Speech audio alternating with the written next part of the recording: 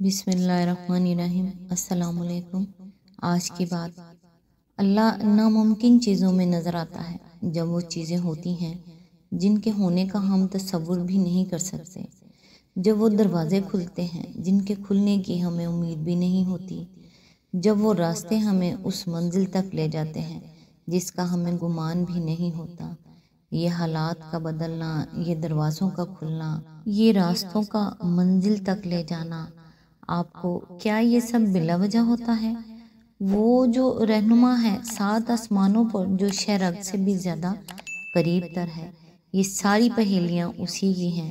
ان پہیلیوں کے جواب وہ خود دیتا ہے، بس ذرائع مختلف ہوتے ہیں۔ نہ ہونی کا ہونا وہ تب ہی کرتا ہے جب انسان کا یقین زمین اور آسمان سے بہت وسیع ہو جاتا ہے۔ پھر اس وسیع یقین میں معجزے سماتے ہیں، پھر ان معجزوں میں خدا نظر آتا ہے۔ جب اللہ کسی کا خیال دل میں لاتا ہے تو اس کی جگہ نصیب میں بھی کہیں چھپا کے رکھتا ہے، اور وہ چھپی ہوئی چیزیں تو بس انہی کو ملتی ہیں جو دعا کرتے ہیں۔ دعا وہ کر سکتی ہے جو آپ نہیں کر سکتے۔ جی انشاءاللہ سورہ النساء کی آیت نمبر 26 سے سٹارٹ کریں گے۔ اعوذ باللہ من الشیطان الرجیم، بسم اللہ الرحمن الرحیم۔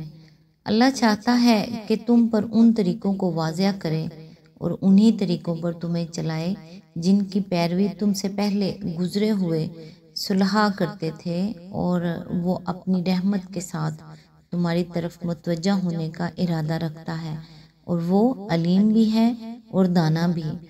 اس کی تفسیر ہے، سورت کے آغاز سے یہاں تک جو ہدایت دی گئی ہیں اور اس سورت کے نزول سے پہلے سورت بقرہ میں مسائل تمدن و معاشرت کے متعلق جو ہدایت دی جا چکی تھی، ان سب کی طرف بحیثیت مجموعی اشارہ کرتے ہوئے فرمایا جا رہا ہے کہ یہ معاشرت، اخلاق اور تمدن کے وہ قوانین ہیں جن پر قدیم ترین زمانہ سے ہر دور کے انبیاء اور ان کے صالح پیروکار عمل کرتے چلے آئے ہیں، اور یہ اللہ کی عنایت و مہربانی ہے کہ وہ تم کو جاہلیت کی حالت سے نکال کر صالحین کے طریقہ زندگی کی طرف تمہاری رہنمائی کر رہا ہے۔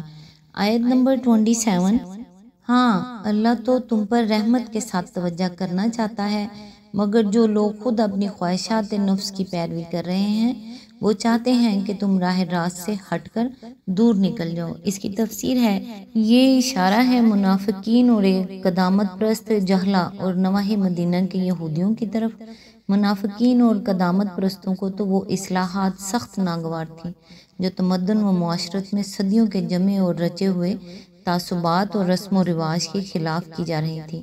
میراث میں لڑکیوں کا حصہ، بیوہ عورت کا سسرال کی بندشوں سے رہائی پانا، اور عدت کے بعد اس کا ہر شخص سے نکاح کے لیے آزاد ہو جانا، سوتیلی ماں سے نکاح حرام ہونا، 2 بہنوں کے ایک ساتھ نکاح میں جمع کیے جانے کو ناجائز قرار دینا، متبنہ کو وراثت سے محروم کرنا، اور منہ بولے باپ کے لیے متبنہ کی بیوہ اور مطلقہ کا حلال ہونا، یہ اور اس طرح کی دوسری اصلاحات میں سے ایک چیز ایسی تھی جس پر بڑے بوڑھے اور آبائی رسوم کے پرستار چیخ چیخ اٹھتے تھے۔ مدتوں ان احکام پر چہمگوئیاں ہوتی رہتی تھی۔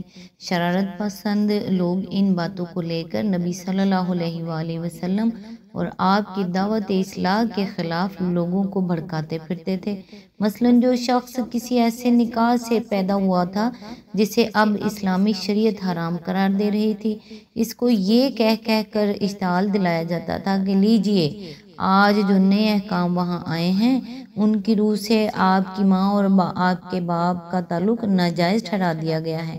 اس طرح یہ نادان لوگ اس اصلاح کے کام میں رکاوٹیں ڈال رہے تھے جو اس وقت احکام الہی کے تحت انجام دیا جا رہا تھا۔ دوسری طرف یہودی تھے جنہوں نے صدیوں کی موشگافیوں سے اصل خدائی شریعت پر اپنے خود ساختہ احکام و قوانین کا ایک بھاری خول چڑھا رکھا تھا۔ بے شمار پابندیاں اور باریکیاں اور سختیاں تھیں جو انہوں نے شریعت میں بڑھا لی تھیں۔ بکثرت حلال چیزیں ایسی تھیں جنہیں وہ حرام کر بیٹھے تھے۔ بہت سے اوہام تھے جن کو انہوں نے قانون خداوندی میں داخل کر لیا تھا۔ اب یہ بات ان کے علماء اور عوام دونوں کی ذہنیت اور مذاق کے بالکل خلاف تھی کہ وہ اس سیدھی سادی شریعت کی قدر پہچان سکتے جو قرآن پیش کر رہا تھا۔ وہ قرآن کے احکام کو سن کر بے تاب ہو جاتے تھے، ایک ایک چیز پر سو اعتراض کرتے تھے۔ ان کا مطالبہ تھا کہ یا تو قرآن ان کے فقہ کے تمام اجتہادات اور ان کے اسلاف کے سارے اوہام و خرافات کو شریعت الہی قرار دے دے، ورنہ یہ ہرگز کتاب الہی نہیں ہے۔ مثال کے طور پر یہودیوں کے ہاں دستور تھا کہ ایام ماہواری میں عورت کو بالکل پلید سمجھا جاتا تھا، نہ اس کا پکایا ہوا کھانا کھاتے، نہ اس کے ہاتھ کا پانی پیتے، نہ اس کے ساتھ فرش پر بیٹھتے، بلکہ اس کے ہاتھ سے ہاتھ چھو جانے کو بھی مکروہ سمجھتے تھے۔ ان چند دنوں میں عورت خود اپنے گھر میں اچھوت بن کر رہ جاتی تھی۔ یہی رواج یہودیوں کے اثر سے مدینہ کے انصار میں بھی چل پڑا تھا۔ جب نبی صلی اللہ علیہ وآلہ وسلم مدینہ تشریف لائے تو آپ سے اس کے متعلق سوال کیا گیا۔ جواب میں وہ آیت آئی جو سورہ بقرہ رکوع 289 کے آغاز میں درج ہے۔ نبی صلی اللہ علیہ وآلہ وسلم نے اس آیت کی روح سے حکم دیا کہ ایام ماہواری میں صرف مباشرت ناجائز ہے، باقی تمام تعلقات عورتوں کے ساتھ اسی طرح رکھے جائیں جس طرح دوسرے دنوں میں ہوتے ہیں۔ اس پر یہودیوں میں شور مچ گیا۔ وہ کہنے لگے کہ یہ شخص تو قسم کھا کر بیٹھا ہے کہ جو کچھ ہمارے ہاں حرام ہے اسے حلال کر کے رہے گا، اور جس چیز کو ہم ناپاک کہتے ہیں اسے پاک قرار دے گا۔ آیت نمبر 28۔ اللہ تم پر سے پابندیوں کو ہلکا کرنا چاہتا ہے کیونکہ انسان کمزور پیدا کیا گیا ہے۔ آیت نمبر 29۔ اے لوگو جو ایمان لائے ہو، آپس میں ایک دوسرے کے مال باطل طریقوں سے نہ کھاؤ، لین دین ہونا چاہیے آپس کی رضامندی سے، اور اپنے آپ کو قتل نہ کرو، یقین مانو کہ اللہ تمہارے اوپر مہربان ہے۔ اس کی تفسیر ہے، باطل طریقوں سے مراد وہ تمام طریقے ہیں جو خلاف حق ہوں اور شرعاً و اخلاقاً ناجائز ہوں۔ لین دین سے مراد یہ ہے کہ آپس میں مفاد و منافع کا تبادلہ ہونا چاہیے، جس طرح تجارت اور صنعت و حرفت وغیرہ میں ہوتا ہے کہ ایک شخص دوسرے شخص کی ضروریات فراہم کرنے کے لیے محنت کرتا ہے اور وہ اس کا معاوضہ دیتا ہے۔ آپس کی رضامندی سے مراد یہ ہے کہ لین دین نہ تو کسی ناجائز دباؤ سے ہو اور نہ فریب و دغا سے۔ رشوت اور سود میں بظاہر رضامندی ہوتی ہے، مگر در حقیقت جوئے میں حصہ لینے والا ہر شخص اس غلط امید پر رضامند ہوتا ہے کہ جیت اس کی ہوگی، ہارنے کے ارادے سے کوئی بھی راضی نہیں ہوتا۔ جال اور فریب کے کاروبار میں بھی بظاہر رضامندی ہوتی ہے، مگر اس غلط فہمی کی بنا پر ہوتی ہے کہ اندر جال و فریب نہیں ہے۔ اگر فریق ثانی کو معلوم ہو کہ تم اس سے جال یا فریب کر رہے ہو تو وہ ہرگز اس پر راضی نہ ہو۔ اپنے آپ کو قتل نہ کرو، یہ فقرہ پچھلے فقرے کا تتمہ بھی ہو سکتا ہے اور خود ایک مستقل فقرہ بھی۔ اگر پچھلے فقرے کا تتمہ سمجھا جائے تو اس کا مطلب یہ ہے کہ دوسروں کا مال ناجائز طور پر کھانا خود اپنے آپ کو ہلاکت میں ڈالنا ہے۔ دنیا میں اس سے نظام تمدن خراب ہوتا ہے اور اس کے برے نتائج سے حرام خور آدمی خود بھی نہیں بچ سکتا، اور آخرت میں اس کی بدولت آدمی سخت سزا کا مستحق بن جاتا ہے۔ اور اگر اسے مستقل فقرہ سمجھا جائے تو اس کے دو معنی ہیں، ایک یہ کہ ایک دوسرے کو قتل نہ کرو، دوسرا یہ کہ خودکشی نہ کرو۔ اللہ تعالیٰ نے الفاظ ایسے جامع استعمال کیے ہیں اور ترتیب کلام ایسی رکھی ہے کہ اس سے یہ تینوں مفہوم نکلتے ہیں اور تینوں حق ہیں، یعنی اللہ تعالیٰ تمہارا خیر خواہ ہے، تمہاری بھلائی چاہتا ہے، اور یہ اس کی مہربانی ہے کہ وہ تم کو ایسے کاموں سے منع کر رہا ہے جس میں تمہاری اپنی بربادی ہے۔ آیت نمبر 30۔ جو شخص ظلم و زیادتی کے ساتھ ایسا کرے گا اس کو ہم ضرور آگ میں جھونکیں گے، اور یہ اللہ کے لیے کوئی مشکل کام نہیں ہے۔ آیت نمبر 31۔ اگر تم ان بڑے بڑے گناہوں سے پرہیز کرتے رہو جن سے تمہیں منع کیا جا رہا ہے تو تمہاری چھوٹی موٹی برائیوں کو ہم تمہارے حساب سے ساقط کر دیں گے اور تم کو عزت کی جگہ داخل کریں گے۔ اس کی تفسیر ہے، یعنی ہم تنگ دل اور تنگ نظر نہیں ہیں کہ چھوٹی چھوٹی باتوں پر پکڑ کر اپنے بندوں کو سزا دیں۔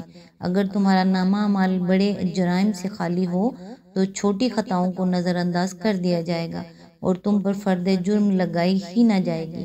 البتہ اگر بڑے جرائم کا ارتکاب کر کے آؤ گے تو پھر جو مقدمہ تم پر قائم کیا جائے گا اس میں چھوٹی خطائیں بھی گرفت میں آ جائیں گی۔ یہاں یہ سمجھ لینا چاہیے کہ بڑے گناہ اور چھوٹے گناہ میں اصولی فرق کیا ہے۔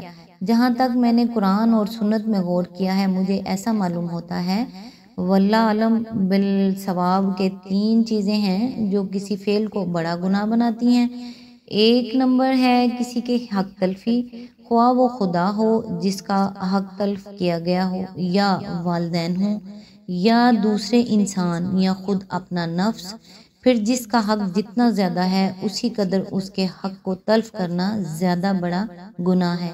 اسی بنا پر گناہ کو ظلم بھی کہا جاتا ہے اور اسی بنا پر شرک کو قرآن میں ظلم عظیم کہا گیا ہے۔ نمبر 2، اللہ سے بے خوفی اور اس کے مقابلے میں استکبار، جس کی بنا پر آدمی اللہ کے امر و نہی کی پرواہ نہ کرے اور نافرمانی کے ارادے سے قصداً وہ کام کرے جس سے اللہ نے منع کیا ہے، اور عمداً ان کاموں کو نہ کرے جن کا اس نے حکم دیا ہے۔ یہ نافرمانی جس قدر زیادہ ڈٹائی اور جسارت اور ناخدا ترسی کی کیفیت اپنے اندر لیے ہوئے ہوگی اسی قدر گناہ بھی شدید ہوگا۔ اسی معنی کے لحاظ سے گناہ کے لیے فسق اور معصیت کے الفاظ استعمال کیے گئے ہیں۔ نمبر 3، ان روابط کو توڑنا اور ان تعلقات کو بگاڑنا جن کے وصل و استحکام اور درستی پر انسانی زندگی کا امن منحصر ہے، خواہ یہ روابط بندے اور خدا کے درمیان ہوں یا بندے اور بندے کے درمیان۔ پھر جو رابطہ جتنا زیادہ اہم ہے اور جس کے کٹنے سے امن کو جتنا زیادہ نقصان پہنچتا ہے اور جس کے معاملے میں مامونیت کی جتنی زیادہ توقع کی جاتی ہے، اسی قدر اس کو توڑنے اور کاٹنے اور خراب کرنے کا گناہ زیادہ بڑا ہے۔ مثلاً زنا اور اس کے مختلف مدارج پر غور کیجیے۔ یہ فعل فی نفسی نظام تمدن کو خراب کرنے والا ہے، اس لیے بجائے خود ایک بڑا گناہ ہے، مگر اس کے مختلف صورتیں ایک دوسرے سے گناہ میں شدید تر ہیں۔ شادی شدہ انسان کا گناہ کرنا بن بیاہے کی بنسبت زیادہ سخت گناہ ہے۔ منکوحہ عورت سے گناہ کرنا غیر منکوحہ سے کرنے کی بنسبت کبھی تر ہے۔ ہمسایہ کے گھر والوں سے زنا کرنا غیر ہمسایہ سے کرنے کی بنسبت زیادہ برا ہے۔ محرمات مثلاً بہن یا بیٹی یا ماں سے زنا کرنا غیر عورت سے کرنے کی بنسبت اشنا ہے۔ مسجد میں گناہ کرنا کسی اور جگہ کرنے سے اشد ہے۔ ان مثالوں میں ایک ہی فعل کی مختلف صورتوں کے درمیان گناہ ہونے کی حیثیت سے مدارج کا فرق انہی وجوہ سے ہے جو اوپر بیان ہوئے ہیں۔ جہاں مامونیت کی توقع جس قدر زیادہ ہے، جہاں انسانی رابطہ جتنا زیادہ مستحق احترام ہے اور جہاں اس رابطے کو قطع کرنا جس قدر زیادہ موجب فساد ہے، وہاں زنا کا ارتکاب اسی قدر زیادہ شدید گناہ ہے۔ اسی معنی کے لحاظ سے گناہ کے لیے فجور کی اصطلاح استعمال کی جاتی ہے۔